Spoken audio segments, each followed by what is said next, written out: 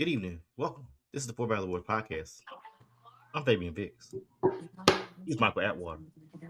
The other guy is Big Straw Anderson, co-founder of Crazy Straws Inc., not NIGGA. We incorporate a bit. We're back. Thought you knew. Thought Happy you New knew. Year. Merry New Year. Merry New Year! Merry New Year, as well as happy. Hey. Also, we want to, for those that celebrate, yesterday was Happy Insurrectionist Day. Also, my bad. Too soon. Too soon. Too soon. Too soon. Too soon. Too soon. Too soon. We're live, bro. We got a lot of sports we got to get to today. Guys, how y'all been? How's your New Year so far? It could be better, but hey, my boy down there on the bottom tell me what you say. Thank God for your problems, because it could always be worse. And no complaints here, y'all. No complaints. Can't complain. Can't complain. I know Anatole supposed to be on with the opening shots, but he's not here. So what we going to do? Either way, we're still gonna make the thing do what we do. We're gonna start with these coaching openings. We had 6 vacancies that has opened up. We have Falcons. I don't think they should have fired him. No, we'll get to that. They should have gave him one more year. He should have got another year. Yeah. Falcons, Baltimore, New York, of course, Tennessee, Arizona, Las Vegas, Cleveland. I know Mike says he's not gonna get on it, but he will. We start with Straw. Which vacancy is the most intriguing, and who shouldn't have got fired? We'll start with you, Straw. I got 2 that shouldn't have gotten fired. I got John Harbaugh in Baltimore. I don't think he should have gotten fired because of the injuries that his team sustained, especially to the MVP, Lamar Jackson. He was out pretty much half the season for the most part. And then Raheem Morris in Atlanta should not have gotten fired either. I don't think he didn't got all the groceries he needed to cook that meal. So it's kind of it's not good, man. I just impatience by Arthur Blank, and I know the city want to win now and everything like that, and they want to get back to the Super Bowl and beat it up 28 again, but until they sprinkle some of that holy water that they had at the Pittsburgh game around that building from where they knocked down them 2 churches to make this Mercedes-Benz, yeah, then they may start winning, but that's a moot point. But yeah, those 2 right there, they were. You felt it coming, but I didn't think they were going to pull the trigger in Atlanta. Same thing in Baltimore. I didn't think they were going to actually pull the trigger.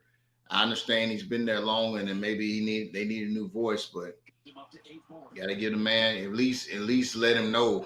At least let him know. I'll go before Mike go. On the Harbaugh one, I don't think it's just because of injuries. You got to look at the last 4 or 5 years. You have a 2-time MVP, 2-time runner up. Let me not go that far. But let me back it up. In the AFC Championship game against the Kansas City Chiefs, that game was still 10-3 in the 4th quarter. No, 10. It was 10-7, I believe. It was 10-7. Kansas City got it to 17-7. Straw, you know how many times they ran the ball in that game? It wasn't enough. You want to take a guess how many? Want to guess how many times they ran the ball in that game? I want to say they may have ran it 15 times total in the whole game. Maybe. Minus 6 from that. Oh Lord! 15. They ran it 9 times. And you talking about with Derrick Henry in the backfield? That year they didn't have Derrick Henry. They didn't have him that year. Okay, but still, they were still the number 1 rushing offense in the league that year. That's the year Lamar won MVP with 24 touchdowns. Gotcha. And 1,000 yards rushing. They didn't. I mean, I remember that game, but I just don't see how you got the. I remember that game being close. They played in Kansas City. No, It was, it was a Baltimore. or it was awfully Hey, cold. I Derrick remember. Henry did play that game. That was 2023. Derrick Henry played. He did not play that year with Kansas City when they played Kansas City in the AFC Championship game. He did not play that Last year. year, one last year, his first year with Baltimore. Last year was his first. Last Yeah. season was his first year. So yeah, I remember that it being awfully cold, and they had a chance to win that game and didn't. I don't understand, but Yeah, we're talking about Zay Flowers fumbling the ball. Yeah, Lamar had three turnovers, but at the same time, you can't run the ball 9 times and you're the number one running offense. And your game was close. Your defense was playing great. You know who the defensive coordinator was? Trying to remember who it was. Who was it that year? Mike McDonald, the coach of the Seahawks. Oh, okay. Okay. And you see how Seattle's looking right now. Yeah, they looking like old Seattle back in the day. Yeah. Well, I'll say this. Was that the Mark Andrews game? No, last year was the Mark Andrews game where we dropped the pass and had a fumble. Last year. 2 years ago was the AFC Championship game. Okay. So that being said, it was time for John Harbaugh to go. You lost 18 fourth-quarter leads that were double digits over your tenure. 18 double-digit leads. I still think they need some more groceries. I mean, it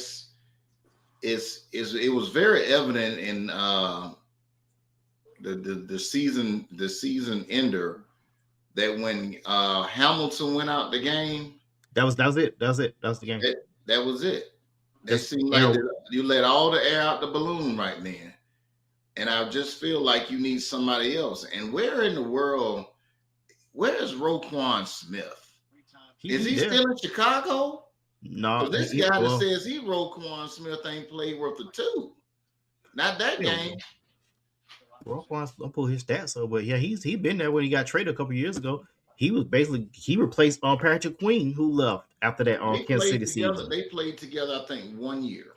Yeah, that season, they had the number 1 seed. That's the only year because Roquan Swift last year went to Pittsburgh. But I'm gonna pull up his stats because I'm gonna pull up his career stats in a second. But the Falcons is the Falcons should be the most intriguing vacancy. I can see John Harbaugh going there. I'm put like this. I got a hot take. If Matt LaFleur leaves this weekend, he should be fired, and he needs to go to Baltimore. Wow. I could see. I think the Falcons may want to go. I don't know if they want to go to a young direction or what, but I'm not sure about the Falcons. I think that Harbaugh. It's a couple of places that have been mentioned for Harbaugh. It's in New York. No, it wasn't New York. They said the Giants. The Giants was an option, and the Falcons were 2 places. The best fit. The Giants, and it did say that. Wow. Yeah. Let's let Mike get in there because I know he don't want to talk about coach getting fired. I mean, you've been there 18 years. Your voice got stale, dog. I mean, go ahead. I just say I don't really believe in coaches getting fired after 1 year, not unless it was the locker room was toxic. So I didn't really believe Pete Carroll should have been fired after 1 year. Raheem Morris, they won 4 games at the end of the year to get to 8-9. I think they could have gave him another chance. And of course, I don't think John Harbaugh, with his tenure, should have been fired. But them the 3 I'm gonna pick. But the thing that's so funny, the coaches that have been fired are the coaches that are getting all the damn interviews for the vacant jobs. So yeah, them my 3 right there. Yeah, that is funny. That is funny. So you're gonna fire them, but they getting scooped up right after they getting fired. Well, with the exception of probably Pete Carroll. If I'm Harbaugh been at it for 20-some years straight. I would take a break. I would take a year off.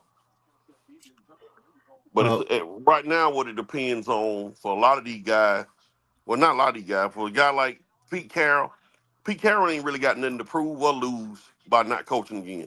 Harbaugh want to cement his legacy. He wants to win another championship to be in that category right there. The rest of them guys, they're just trying to get good footing, get in the door. Would it be a bad thing if Harbaugh was to go be the defensive coordinator for his brother over in LA? Would that be a bad thing to take that year, this quote unquote, take that year off and then go find somewhere else? Would that be a bad thing? He's a special teams coach, dog. Oh, okay. John Harbaugh was a special teams coach in Philadelphia before he got hired. Okay. And Jesse Minter hasn't been hired anywhere yet. He's not going anywhere from the Chargers unless somebody wants to hire him, which is a lot of the defensive coaches.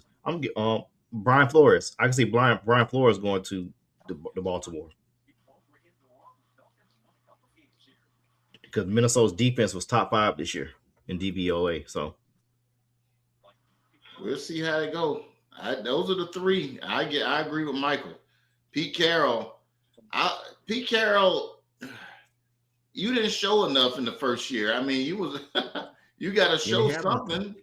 He didn't have nothing, dog. He had no talent. You drafted Ashton. You drafted a running back at 6, knowing your offensive line is weaker than a paper bag in the rain for 3 days. With chicken in it, with hot chicken with hot chicken and eggs in it. You know what happens after a little while, about 2 minutes. What's gonna happen to that bag? But everything leaving out there. But Raheem Morris shouldn't have been fired. That Matt Ryan's going to be the president. Going to be the president of football operations, and he didn't want to fire them. But basically, he said, "I'm not going to fire anybody, but I need you to fire them." Basically saying, I ain't gonna fire them when I get there, so it need to be taken care of before I get there. Yeah, basically. And all that done for nothing. I mean, Raheem needed one more year. Quarterback situation was your downfall, because if Kirk Cousins would have just sat out a couple games last year when he messed his shoulder up, it'll be fine. Well, I'm gonna say this. Somebody brought this up earlier today in another pre-production meeting that I attend. Somebody said that they shouldn't have put all that money in them baskets for Kirk Cousins coming off that Achilles anyway. And then you went after that and got Michael Penix. And that that goes to the GM, and that's probably why he on the road again. That's why he on the road again. You had a chance to get Sam Darnold. Sam Darnold would have been a better fit. Yeah. But I mean, I digress. That's why they in the unemployment line. What are your skills? I was a head coach in the NFL. Sir, I was a general manager. We don't have any jobs for you right now. Before we move on, I want to go and recap the college football games this past week. Roquan Smith, straw you asked, he led the team in tackles, 130 tackles. Ask me how many sacks he had. He probably didn't have but 3 or 4. Look at the screen. Oh my gosh, that ain't like him. So the real Roquan Smith is still in Chicago. That's something else. Now, if we go to last year, if we go real quick, I know we're gonna get to college football, everybody. Roquan Smith, he only had 1.5 sacks last year, had 154 tackles. But the fact that you had 0 sacks this year, because Kyle Van Noy had 12.5 last year. Hold on, we got coming to the stage right now. We have a proud member of the how I put this, the proud member and fan of this university right here. He's a lifelong fan. We're proud. I'm happy they're back because they're glitzy and glamorous, and probably the most fun university you want to go to for the Ians. If you don't know what the Ians is, ask Michael Irvin who the Ians are. We got Horatio Major Drew coming to the stage right now. You know what's going on, fellas? Going on. We want to get you in hot. Who was the most? What coach firing was the most shocking to you? I would say Raheem Morris. you know, it was only what, 1 year? Two. Two?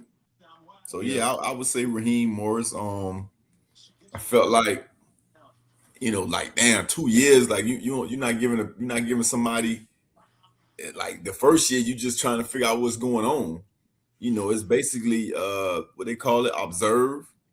You know, and then the second year is when you start making your changes, but the third year is when you really start seeing something. So for you to get rid of somebody your third year, which, you know, we can always go back to, you know, the race card and things of that nature, but it's hard to not see that when you got trash coaches like Mike McDaniel, you know, getting four years to be trash, you know, to win one playoff game, and then you got a guy like Raheem Morris gets sent down for 1 year. I mean, after the second year, you know, that's a little baffling to me, to say the least. Yeah, one four in a row, which a backup quarterback who making $100 million over 3 years, and the defense they were actually coming together. And you keep in mind during the 3 wins before the 4 win, they didn't have Drake London either. Drake London wasn't healthy most of the season, but Bijan Robinson, though, that guy is grown. Yeah, Michael Penix was hurt. Michael Penix was hurt a lot of times. Drake London was hurt. A lot of times they was hurt together. Mm-hmm. And unfortunately, next year you will not have your first round pick. Next year you will not have your first round pick because you trade to the Rams, and the Rams are looking real good right now for their future right now. Oh my goodness! Oh my goodness! I'm gonna ask you this real quick before we go on to the college games. Who'd be the best fit for Lamar Jackson in Baltimore? The best coach? Best coach fit for Lamar? Oh, without a doubt, my man Brian Flores. And I'm telling you right now, soon as he go to the Ravens, I am a Ravens fan. My favorite player and my favorite coach will be at the Ravens, and that's who I'm rocking with. That makes the most sense to me. I'm past teams now. I don't have affiliations with no pro team. I have affiliations with player. I rock with the hometown guy, and I rock with the coach that, you know, the African American coach. That's who I rock with. So I'm telling you right now, if he go to the Ravens, that's my team. All right. And also we'll keep this came in on the wire about a couple hours ago. Todd Bowles is staying in Tampa Bay. I think that's a good solid move. He won the division 3 straight years before this year. You went 4-2, then injuries and everybody got healthy. You just went on I don't know what happened in those last 9 games, but he will be back next year. Aaron Glenn, as of today, is still in New York. They turned it down to the studs. That thing is all the way to the studs. So they're building it back up. They're trying to do what they did in Detroit to see if that works. But we'll see. Let's get to the college games. The U put on a show against Ohio State. Indiana beat the brakes off of Alabama. Oregon blanked Texas Tech. What was the last game? Ole Miss did. I know Alabama lost. Georgia lost too. Ole Miss won also, even though the refs tried to cheat that game and give Georgia a last chance after the zeros on the clock. But that's neither here nor there. I mean, how did they try to cheat? They were cheating the whole game. I mean, there was a targeting that wasn't called. I mean, but it was on a good. I mean, don't get him started, Fade. You know what I'm he saying? did all this all last week. Mute his mic. Mute his mic. Mute him. Claiming the referee. Like cheated. There was a targeting on Gunnar Stockton. Oh my God. That wasn't no targeting. That boy got his clock clean. It was a great hit. He ain't leave with no helmet or nothing. Don't start that. Yeah, man. He ridiculous, man. He is ridiculous. Forcible hit to the head and shoulders. Oh my gosh, man. Head and neck area. Look it up. Look it back. I'm just saying. Everybody saw the hit. We could see. But I'll tell you this though. That play, that sequence at the end of the game was for me was a clinic as an official.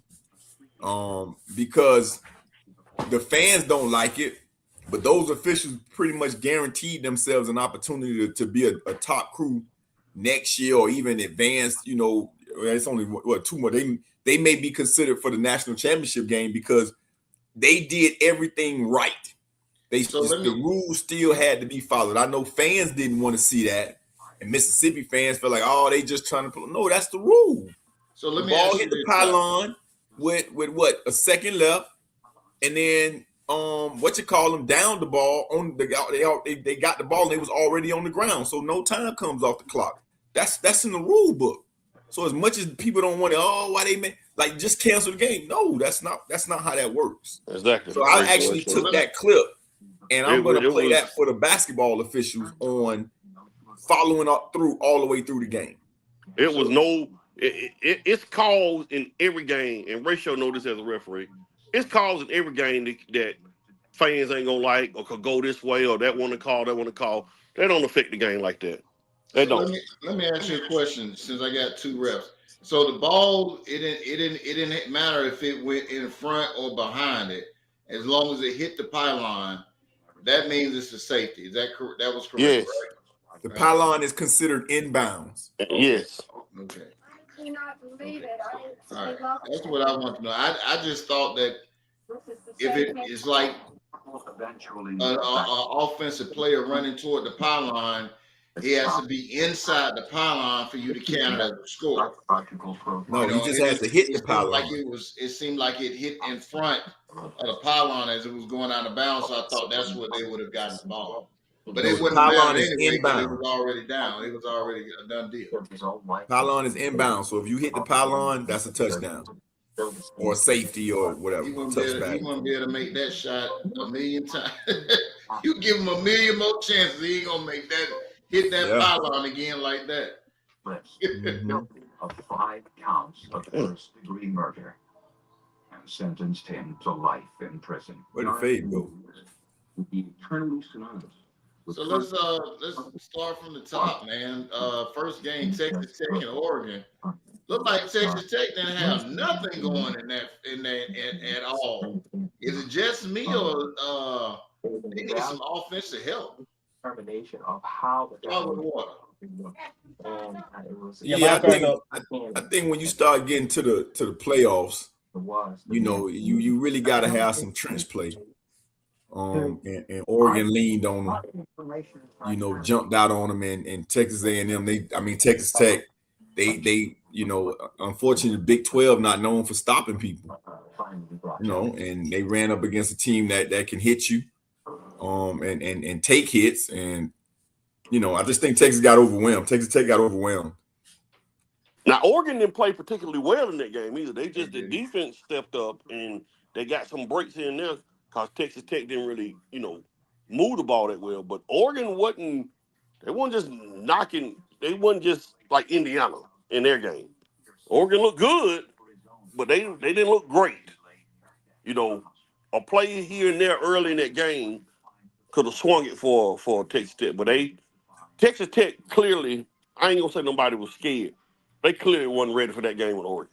Not offensively. I don't think they were ready. I can guarantee y'all this. Defensively, they played a little You'll less see than Texas Tech again. Texas Tech will be back. They will be back in the playoffs. Oh, yeah. With the money that they dishing out, they'll be back. I would have thought Rodriguez would have had a better game, but it seemed like number 13, Roberts, is the one that had the better game at linebacker. He made all kind of tackles and plays in that game, but to no avail. About a week after Damian Pearson returned from What about that second game? We're talking about Indiana, man. Indiana and Alabama.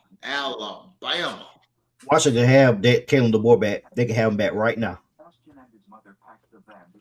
Hey, man, what you saw in that game with Indiana versus Alabama was a game of older kids / transfers versus young players and recruiting. You saw a clear difference. The average player in the starting lineup for Indiana has been playing college football 3-4 years. That wasn't the same necessarily for Alabama. It was clear that they was not necessarily a deeper team, but they was an older team, and you saw it. Mm-hmm. Now I wasn't expecting Alabama to lose like that, but Indiana is working with a gang of transfers and a gang of older players. So with that being said, man, that was a taken behind the woodshed beating. And you would and I said it in the beginning. I said in the very beginning, Mike, I said that they took the momentum when he came back from them 2 sacks and that when Mendoza went down twice in that very first drive, and they pretty much persevered and came back. It's almost like they took the best punch that they were going to take from Alabama. And now, okay, now we woke now. Let's go to work, and they went to work. They drove to a local hospital where X-rays showed the intestine Yeah, looking at their roster, man, they was I'm not trying to get a breakdown, see if AI can break it down for me right quick. How many toxic freshmen on the team? But blood. Evidence like you said, they had a veteran team for the most part, doctors didn't know what was causing and Alabama got everything they deserved. They got everything they deserved. Which means Notre Dame could have been in there, at least put up a better showing than what Alabama did. Shot, what are your thoughts on the Alabama game? That Trump thing they took. Man, like, you know, I'm gonna speak for me, right? Because you know, a lot of times on Saturdays, I'm trying to watch the Canes or I'm, you know, officiating basketball or something like that. So it takes me a while to actually come around and see everybody, you know. And so even when Indiana was winning games, to me it was like they're like, yo, Indiana, you know, 6-0. I'm like, damn, Damon Bailey must be balling over there at Indiana. Like Bobby Knight got them boys back on the road. When you start talking about Indiana, like I just didn't see it. Like, damn, Keith Smart back, like Indiana. And then, you know, they made the play. I was, you know, I'm rooting against them because I want them to fall down so Miami could try to sneak their way in, you know. But then I saw the Ohio State game, and I'm like, yo, is my eyes deceiving me? Like, I can't remember a defense that was so technically sound, you know. But again, this is me, you know, this is us, everybody thinking Ohio State just got this juggernaut team, which they do. Don't get me wrong, they got Sunday guys, but Indiana was so disciplined in that game against Ohio State that I'm like is this for real? Like, are they for real? So when they jumped on Alabama like that, I was like, yeah, I could see it, you know, because Alabama was honestly, you know, outside of the 4 games that they played, which, you know, built their resume. And don't get me wrong, they earned the right to go in the playoffs. But when you look at Alabama, you still struggled against a 5-7 team. I know people want to talk about rivalry. My dad had a, you know, heated discussion because he's an Alabama fan about the fact that, you know, it's a rivalry game and stuff like that. I'm like, bro, like they still 5-7, you know, and then, you know, you go lose to Georgia by 20, and it's like, yeah, but we had a lot of people hurt. Everybody got people hurt. So, you know, technically, you know, I don't think they should be in, but you can't deny that 4-week stretch where they basically had their own CFP playoffs before, you know, the playoffs started. You can't deny them that. So I feel like they deserve the opportunity. But I honestly picked Alabama to win that game because I didn't think the SEC would let Alabama get 3 losses and run the risk of not making it in there. It wasn't because I thought Alabama was going to beat Georgia. I thought the SEC was going to put stuff in motion. So when they jumped out on Alabama like that, that wasn't surprising. That wasn't surprising at all. Hold on, I got breaking news. Yeah, I just saw it too. I just got Trae Young has been traded to the Wizards for CJ McCollum and Corey Kispert. That might not sound like much, but Trae Young is not a Hawk anymore. That literally just came up. That's what's up. I love that trade because I got that boy Walker and Dyson Daniels. So now finally they can get some more clock and keep putting up the numbers they do for my fantasy basketball team. That's the only interest I got in Trae Young leaving. Wow. Yeah, and plus the fact that CJ McCollum is a professional point guard. He's not gonna. He plays some defense. He plays more defense than Trae Young did. Indiana breakdown, they had 43 juniors and seniors on their team. They had 34 freshmen. How many of them played? Don't know, but they did have 43 juniors and seniors on this team this year. You mean when you say freshman, you're talking about as well as redshirt freshmen, right?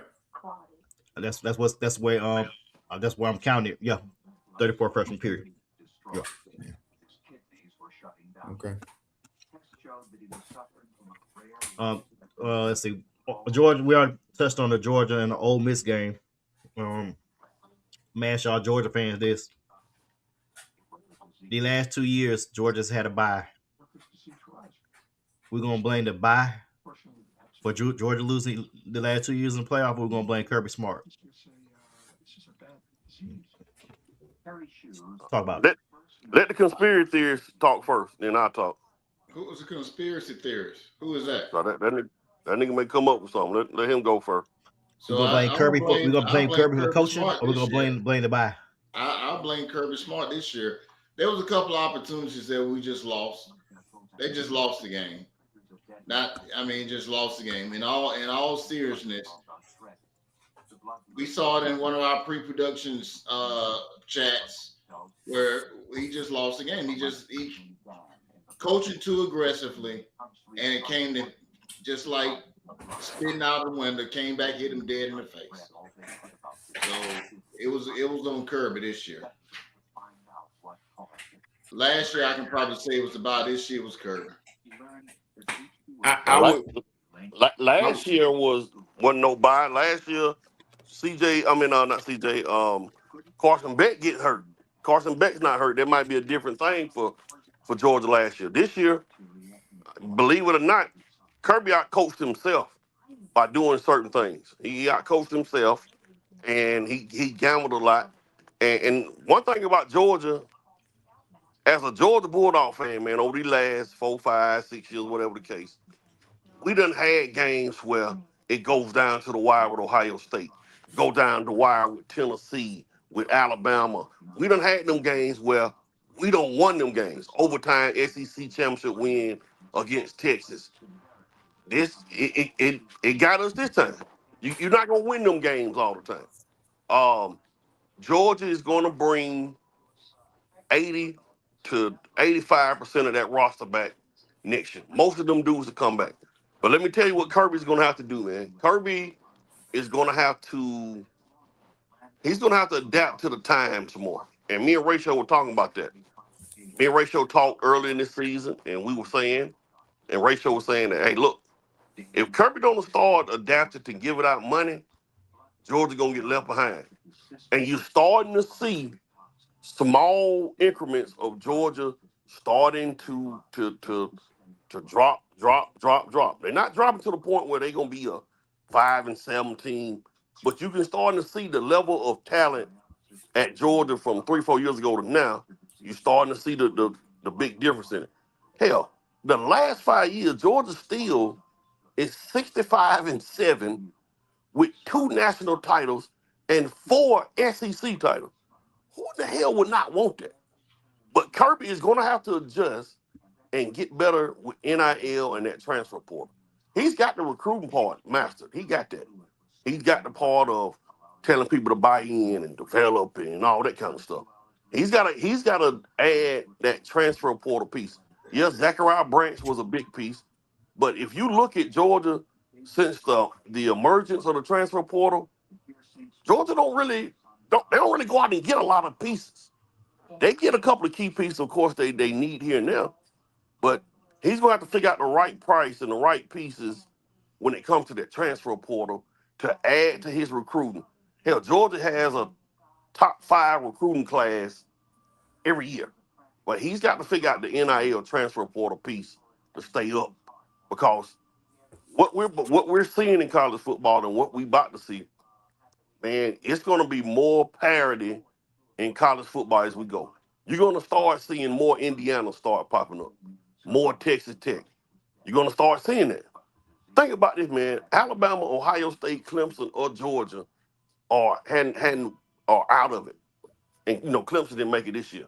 So like a powerhouse, with the exception, I guess you would consider, which y'all consider Miami and Oregon would be considered powerhouse, I guess. I would consider them powerhouse programs. But you're going to start seeing more Ole Miss and more Indianas and stuff like that. That's going to start popping up with more money popping.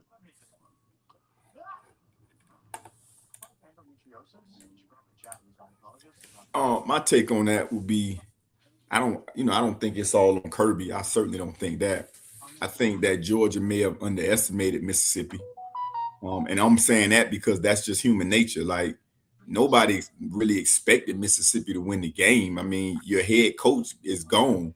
Your assistant coaches are doing double duty, so I would just say that they probably didn't think that they would need to exert as much energy or as much attention to detail in that game. And then also you had a kid that just played lights out. Hopefully he don't play lights out like that again, tomorrow, because if he does, then we gonna be singing the same song, which just goes to show you, as much as they keep paying these coaches, it ain't about the coaches. It's about the Jimmies and Joes. It ain't about the X's and O's. Because this, which is crazy, because this dude left Mississippi to go to LSU for a chance to play for the national title, and he might get that. His team may even do that tomorrow. I sure hope not. But a lot of that, if they do, it won't be because of Charlie Weiss or because of this new guy who's the new coach. It's because of Keywan Lacy, Trinidad Chambers, and the rest of them dudes out there, the Jimmies and Joes, that's balling. That's Ole Miss basically will what win that this is. national championship, and Lane Kiffin deserves to get 1,000% credit for it. Yeah, he left, but let's remember who orchestrated this now. Absolutely.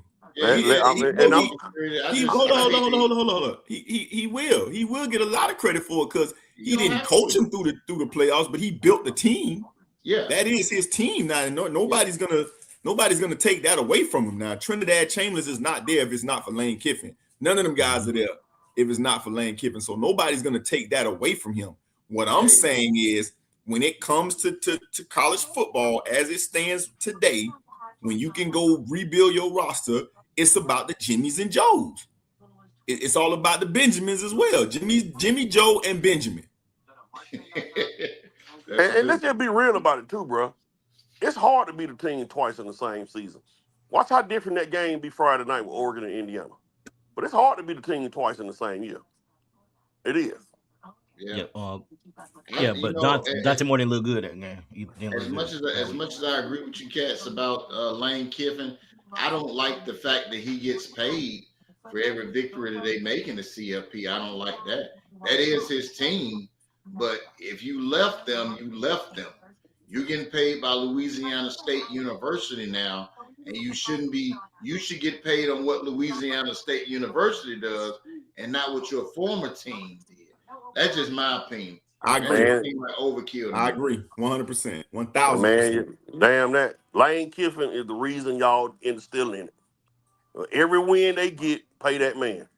Because Trinidad Chambers was in an hour away from Ann Arbor. Y'all didn't see. Nobody else saw this dude. Nobody else. We got a Division II quarterback on a possibility of playing or winning a national title. Nobody would have. Lane Kiffin saw that. So every win they got, even though on that level, even though Lane Kiffin is not there, man, pay that man. Damn that. Because you're not there if Lane Kiffin don't orchestrate that team. Here's the reason y'all in. He's old too, so he ain't like he old, so it ain't like that. I get what you're saying, but Louisiana State must really think, LSU must really think that they're going to be in the same position next year to pay. They paid that man $500,000 when they beat Georgia. $500,000 for one win. That's some folks' contracts. I understand what you're saying, and that's all well and to the good. He constructed that team. He's going to get credit. I don't think he should get monetary value. That's me.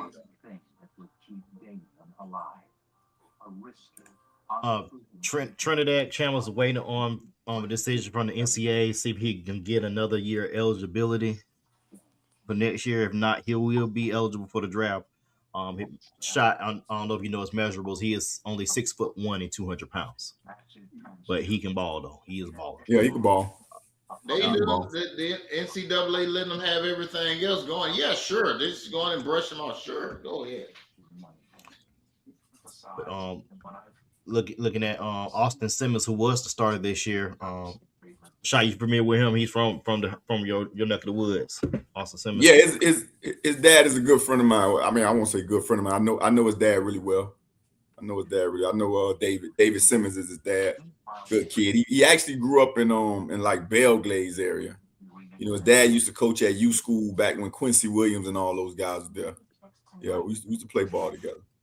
Okay. Good kid, smart kid. Graduated at like 15, 16 years old. Lefty. I don't know where he's going. He may come here. I know he ain't going to LSU. His dad don't really care for Kiffin like that. Yeah. So Damon Williams might be a possibility if he got his contract. That'll be an option for y'all too down there in Miami. I don't think Austin Simmons is much. I don't know if we looking at that. His name hadn't come up. Like I said, I heard Damon Williams is coming up. I know Dylan Raiola is supposed to be in Miami, you know, but right now, from what they saying is they just keep, you know, they trying to focus on the Fiesta Bowl. So we'll see what happens. Yep. Before we get to the semifinal preview, let's dive into the Ohio State Miami game real quick. That was the first game, the Cotton Bowl last Wednesday. Miami was the more physical team. They looked like they were the more prepared team. They looked like I hate to use this word. I hate hearing it, especially like Stephen A. Smith. They got up in them. They wanted it more. No, Miami just out physical their ass and outplayed them, and Miami they got out coached. But Shot, your thoughts? Oh man, you know, I actually picked Ohio State because you know, I'm just being honest. You know, like I said, I don't have to sugarcoat nothing. I've been a season ticket holder for years. I didn't see this, you know, and that's only because it's been so long since they've been in this spot. You know, you kind of have like PTSD, you know, but you know, when you look at this team as it is constructed, it, you know, and we kind of talked about this earlier, when you look at the line and stuff, it's an SEC team, you know, but again, just me being a fan and not, you know, I just wanted us to make it to the CFP or, you know, maybe play for the national championship so we could keep progressing with recruiting, where the recruits could see that Mario did this and did that, you know, because if this was Miami a year, two years ago, Jeremiah Smith would be at Miami. He said it himself. And if you add Jeremiah Smith to this team right now, they practically unbeatable, right? So, but when you look at the team as itself, you know, Mario built it his way. They got big boys up front, you know, Bain and Mesidor and Amar Mo, and they just physical. They just physical. They go get you. It's the same thing they did against Notre Dame, to be honest with you. They got a lead against Notre Dame. They made Notre Dame use clock. Notre Dame ended up tying the score, and then we kicked the field goal. And then in the last drive, they unleashed them dogs. They told Bain and Mesidor, go make a name for yourself. That was the first game of the season.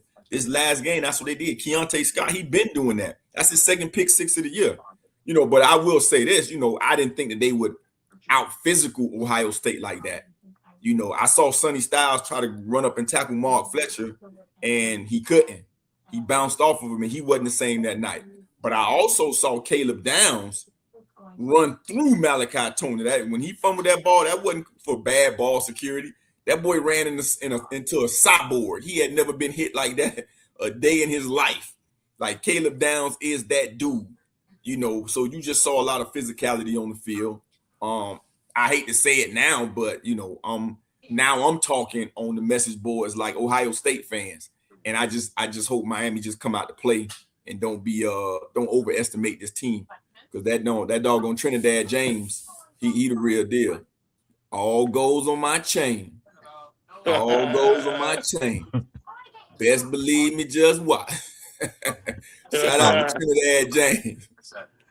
Yeah, throw out there. Caleb Downs also declared for the draft today, so he's gonna be a top 5 pick. Yeah. Might be top 3. Mike and Straw, real quick. We gotta get to the preview these semifinal games, real quick. Mike and Straw.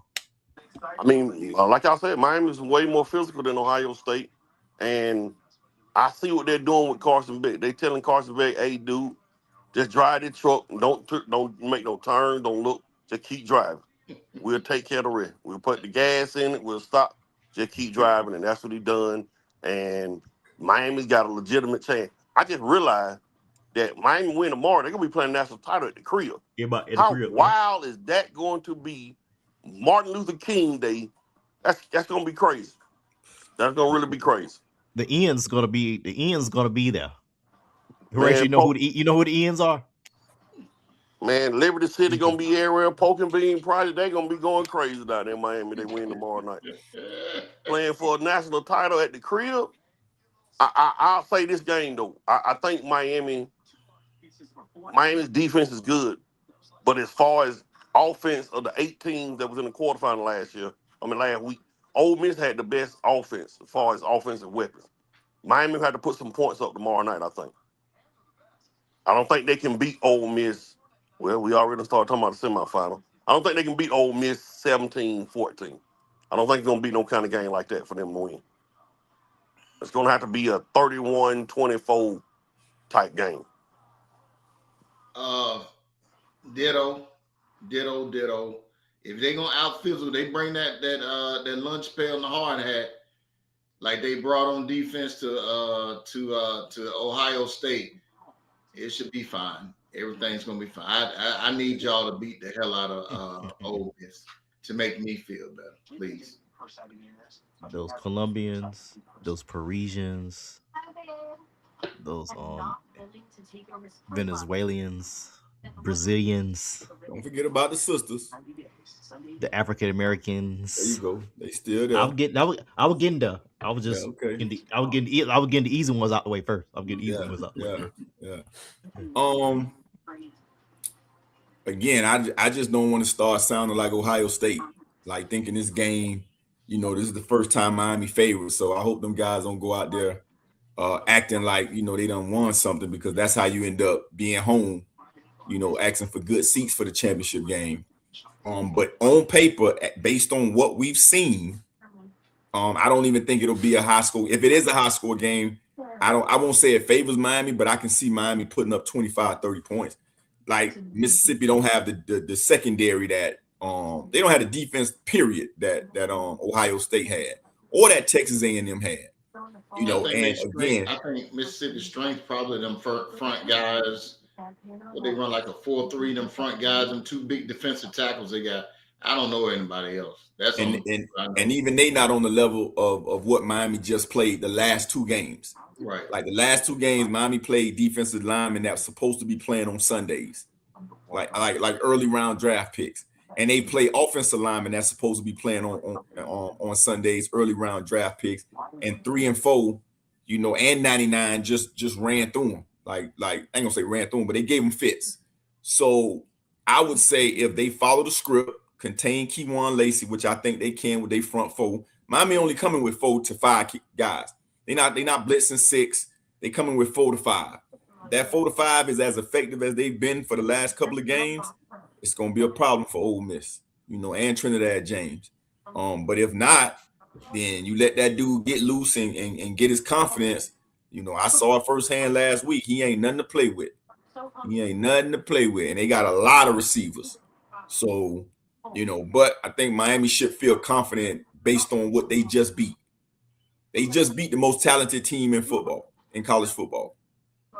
So they should feel good, and then just go do what they do. All right, go around the horn. Start with Straw.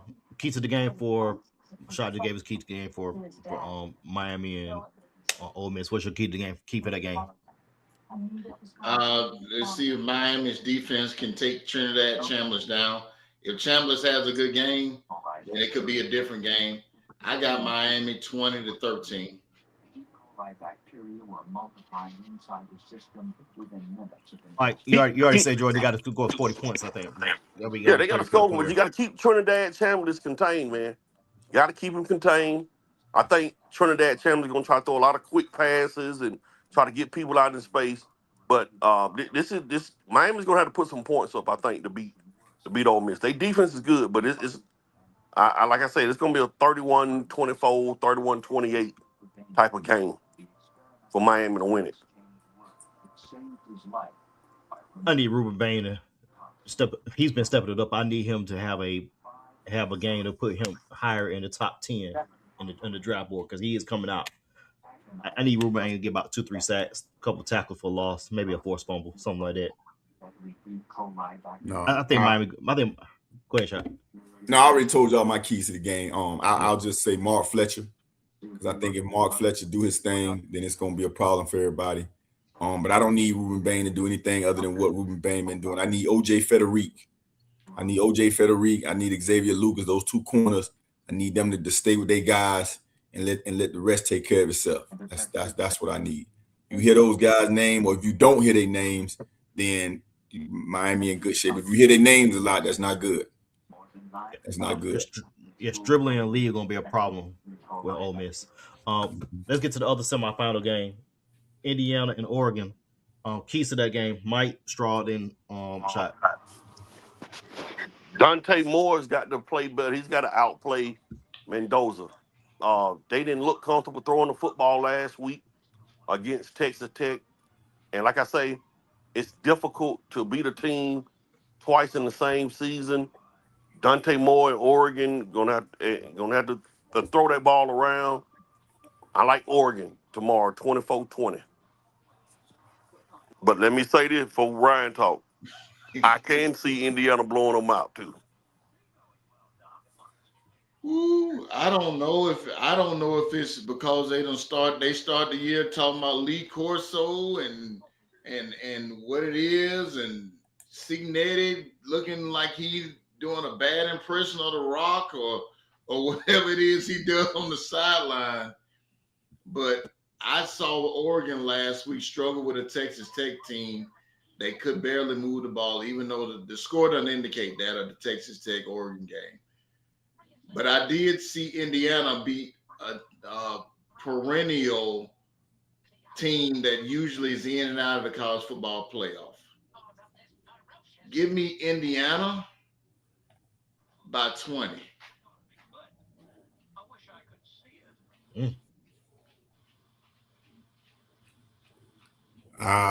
It's on me? Yep. Man, Indiana's so disciplined. Shout out to that dude, Frank Mendoza, Miami Columbus High School. So South Florida gonna be well represented one way or the other. But I just, the way Indiana play football, defense, the way they contain Ohio State, they defensive line, the way they go get after the quarterback, I think they're gonna fluster Dante Moore, and they're gonna definitely make him return to school. So I got Indiana by 2 scores. In our confidence pool on our playoff picks, I picked Indiana. Kurt Signetti. If you don't know who he is, Google him. I think it's gonna be a closer game. I think it's gonna be close just off of GP. But I think keep in mind both these coaches, it's their first time in the semifinal as head coaches. So this is gonna be this might be a little tight at the beginning. I think Indiana go pull it out by 6. Playoff games. I'm gonna shoot through those. San Francisco and Eagles. San Francisco has nobody on defense. Eagles don't have a quarterback. Oh, they do got a quarterback, but he's a game manager, or he's a game changer. He's a game manager. And he's a Super Bowl champ. Say that too when you call out all that too. Okay. He's a game manager, Super Bowl champion. Yep. Yeah, just like Tom Brady would. Tom Brady's a game manager also. But go ahead. What's the key to that game, guys? Hold on. And when you say Tom Brady, he's the greatest quarterback to ever play too. 7 rings. Greatest game manager. Well, greatest game manager. Whatever you want to classify it, I'll be a game manager with 7 rings. That's fine. Yeah, he's still. I just say he's a game manager. That's all I said. Go ahead. Key to that game. Which Philly team gonna show up? We're gonna show 14 first. Which Philly team gonna show up? Just saying, you rested everybody last week, so this week you ought to be good and healthy. But that interferes with your reps. It's that's gonna be a good game to call. We'll see. I don't know. It's a 3-point game either way to me. Yeah, I'm going Philly.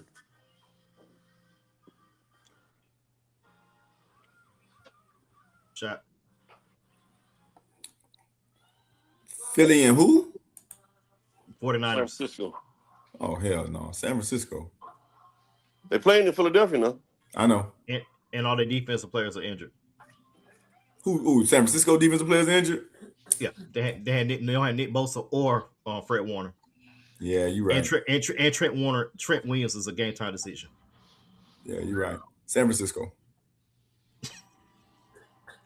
All right, Bears and Packers. Is this Matt LaFleur's last game if they lose? I'm going with Jordan Love and the Packers, man. I think they're gonna get over the hump this game.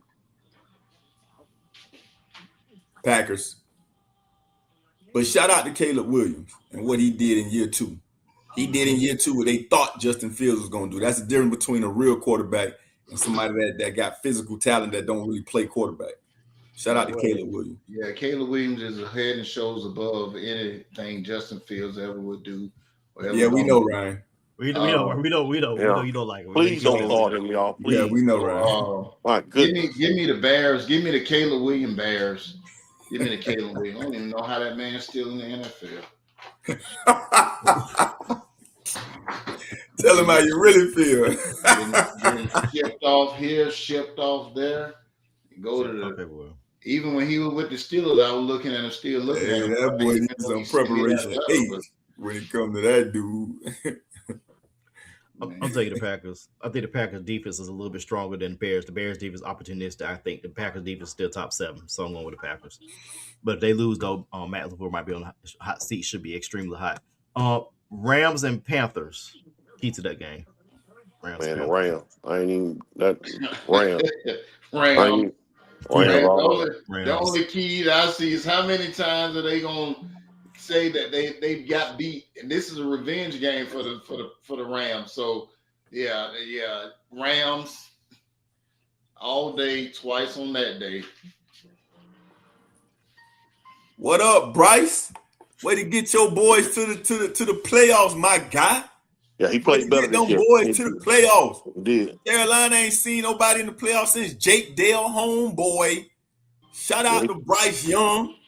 My guy. Man, shout out to a lot of these young quarterbacks that's done guided their team to the playoff. Bryce Young, Trevor Lawrence, CJ Stroud. Like, shout out to all the CJ Stroud there. He done been there for a minute, but Bryce Young, Trevor Lawrence been there, but he done struggled a couple years.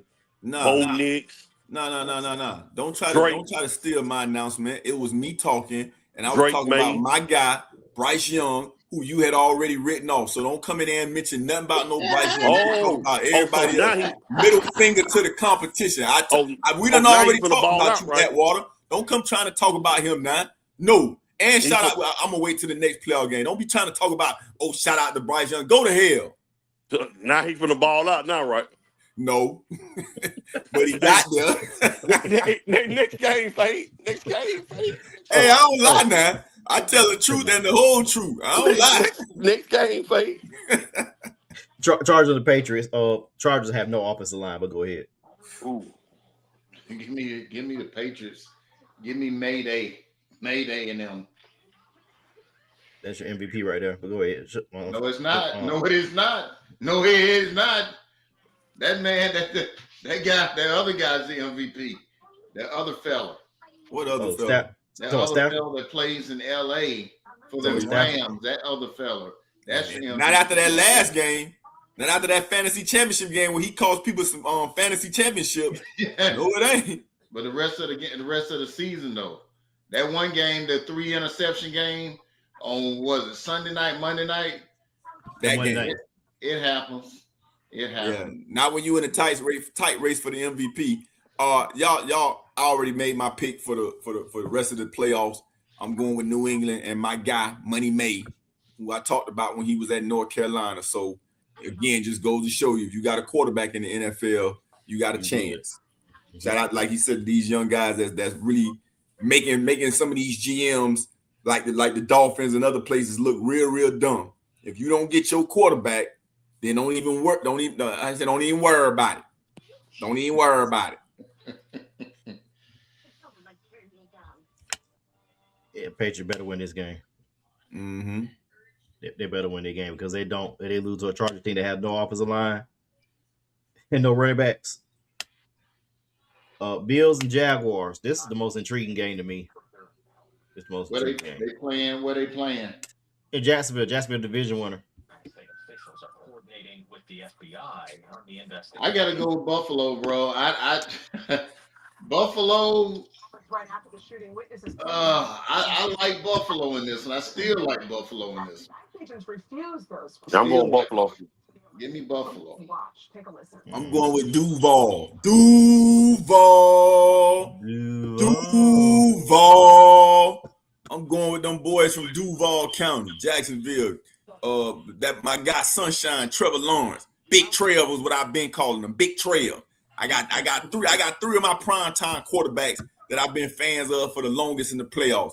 Money May, Big Trail, and my godson Bryce Young. DHS says ICE agents will continue to patrol many. Yeah, I'm going Duval. Jacksonville has an 8th ranked defense as far as points allowed per game. Jacksonville also has the 10th best defensive with yards total yards. Trevor Lawrence been playing unbelievable last 8 games. I'm going with Jacksonville. Sean McDermott is on the hot seat. They lose the game. Last game, Monday night, Steelers against the Houston Texans. I'm going with you got 2 black coaches, so you can't go wrong. In defense of what they now call Straw. Motivated and now rightfully dismissed case brought by disqualified. I'm gonna go with the Pittsburgh Steelers in a rock fight. All right, shot. I want to go with the triple OG, Mike Tomlin, but I'm not. I'm gonna go with CJ, 2K, Stroud, and my man D'Amico Ryans. I'm going with them guys right there. Mainly because them boys helped me win, some money in fantasy football. So I like the Houston Texans. Will Anderson, Dutchtown High School alumnus. So okay, that's what's up. Yeah, I'm going Houston. I think that's all 6 games. That's all 6 games. We're also your first stop for any coach firings or any trade destinations or trades that happen live on air. We want to thank you for watching the show with us tonight. We're gonna see y'all next week. We out.